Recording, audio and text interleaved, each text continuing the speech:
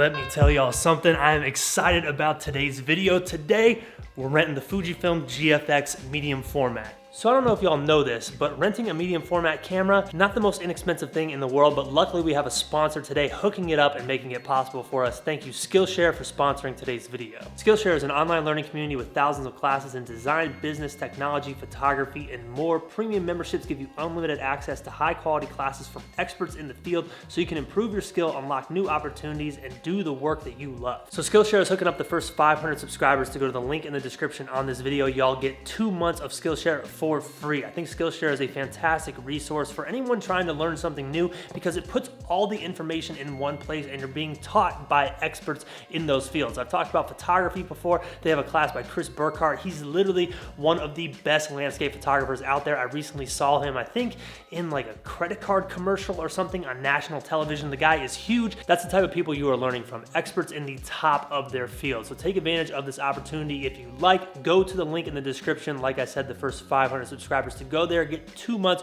for free. Thank you Skillshare for sponsoring today's video. Let's go get this camera.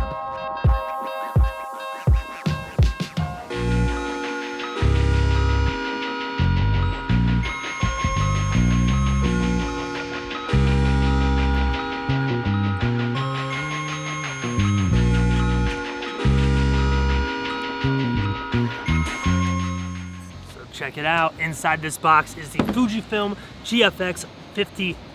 I think I said that right. And we also have the 50mm equivalent lens, which is a 63mm 2.8, I believe. I'll show you the camera and everything once we get to the location we're gonna be shooting at today. The main objective of today's video is pretty simple. I just wanna test this camera out. I wanna see how good it is. I've heard nothing but great things on the last medium format camera that I tried out on this channel. The comments were crazy. Everyone said, try out the FujiFilm GFX, try the FujiFilm GFX. So that's what we're gonna do today. We're gonna see if it's any good, if I like it, and who knows, if potentially I might want to go down this medium format route. The camera I was really interested in was the GFX 50R, which is like the slimmer version of this, but they're the same camera sensor. They're exactly the same, just different body types. So if I like this one, I'll know I'll like that one.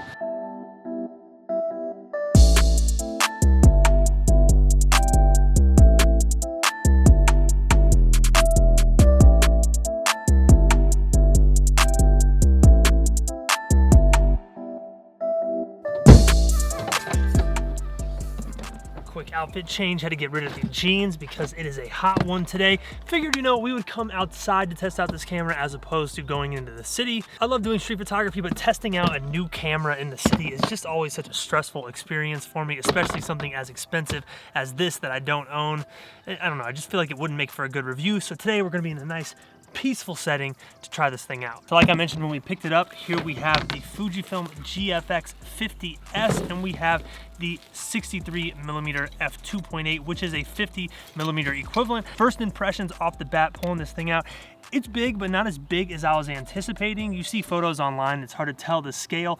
Obviously, it's pretty like bulbous back here, it's big, but the battery is huge, which I think would make for a good battery life. In my experience with Fujifilm cameras, they're higher end ones like the XH1, when you start doing video with them, the battery drains really quick. This is obviously not a video camera, but it is writing very big files because it's medium format, so I would expect the battery to drain also sort of quick, so it's nice to see the big battery on there.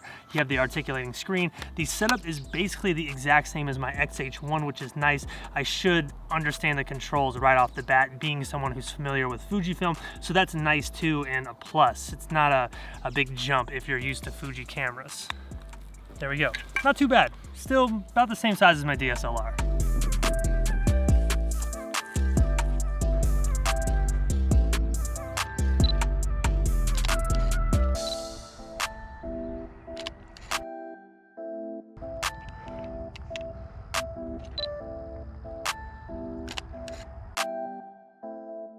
So a few observations from the jump. One, I already know this is a fun camera. I'm enjoying it already. I've only had it for about 5 minutes now. For whatever reason, the person using this before me at the rental, they had it set to 1:1 crop, and I just decided to keep it on there for now. I think it'd be cool. You know, we post photos to Instagram that are square, so why not have the camera set to it? I'm shooting in live view. I have the film simulation set to classic chrome. Basically kept everything else the same. Raw files are uncompressed. And yeah, one interesting thing, this is a lot lighter than I thought it was going to be. I didn't think it was going to be a super heavy camera. Now granted, Fuji does do a good job of keeping their lenses pretty light, but it's surprisingly light. And also, I hope y'all can tell why I decided to come out here. How awesome is this? We got the blue skies with the puffy white clouds. We got the green grass and the trees. It's like the Microsoft default screensaver backdrop that comes up with your Windows 98.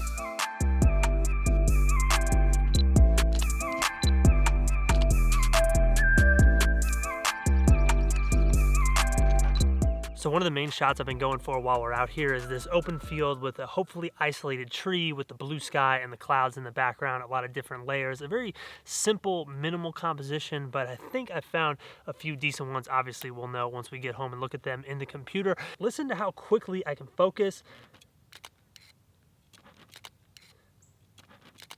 That's very fast for a medium format camera. I'm impressed with how quickly it can write the files, how quickly it can focus, how quickly it shoots. So now that we've done a lot of stuff in the harsh light and in the open field, I'm gonna head into this more shaded wooded area to my left. I don't exactly know what's back here. It looks like there's a path of some type. I'm gonna look for some photos that incorporate more detail, maybe some interesting leaves, something to really give us a good example of what kind of detail this can capture once we get home and look at the photos.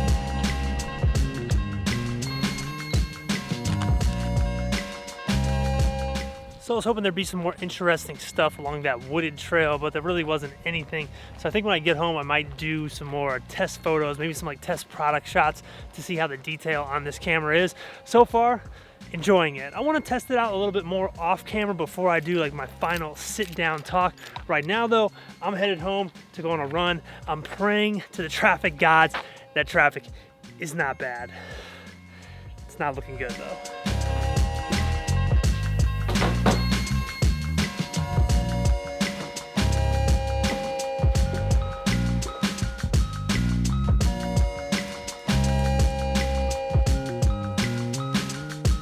So it has now been 2 days and I've used this Fuji GFX exclusively for everything I photographed, from simple photos of Dax chilling on the couch to an entire day of client work. I brought this along and used it for everything, and I got a few thoughts. So first things first, this lived up to all the hype and expectation. Y'all really hyped up this camera. The Fuji community, the internet community really hyped this thing up, and it lived up to it. Obviously, you can't really go wrong with a medium format camera. When you make a photo with a medium format camera, there's just something different about it, something about the depth and the fact that you're getting so much detail. It's very difficult for me to describe on camera, but when you actually go out and use it and see the photos for yourself, you can tell the difference. The difference is there.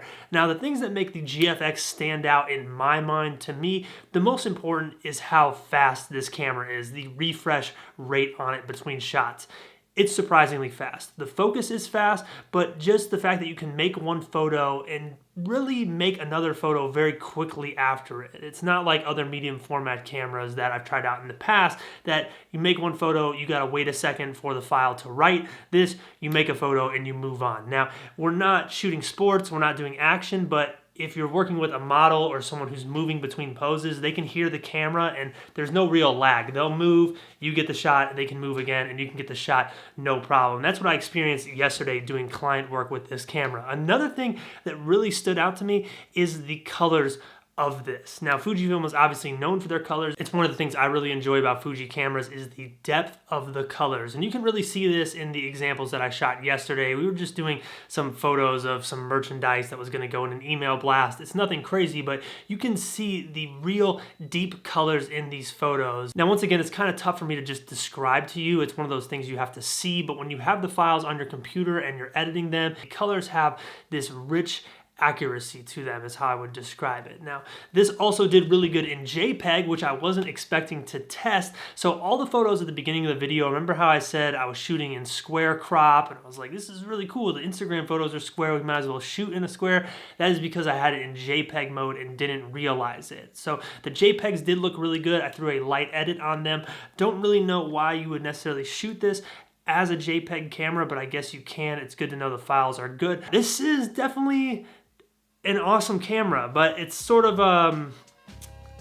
a niche camera also. Even someone like me who loves it this much, it's really hard for me to think about myself buying one just because of the price, the whole new ecosystem that only works with the Fuji medium format systems. I'm gonna take this thing out and do some street photography with it, and who knows, that could change my thought process a little bit on how I feel about this camera and the potential for me to own one. But as of right now, I think this is an amazing specialty camera, but you also have to be a specialist really doing one thing to justify going down this rabbit hole. I wish I could. I wish I was just doing one thing, but with me being someone who does photos for clients as well as for myself and also does this YouTube channel, it's tough to spend that much money. But who knows, if I win the lottery, I would definitely buy one. So that's it for me today. Look out for that FujiFilm GFX street photography video, probably coming out on Friday or Monday. Y'all are the truth. Thank you for watching this one. Please do me a solid if you enjoyed it. Hit that thumbs up button, subscribe for more photography videos, and let me know in the comments your thoughts on the FujiFilm GFX series.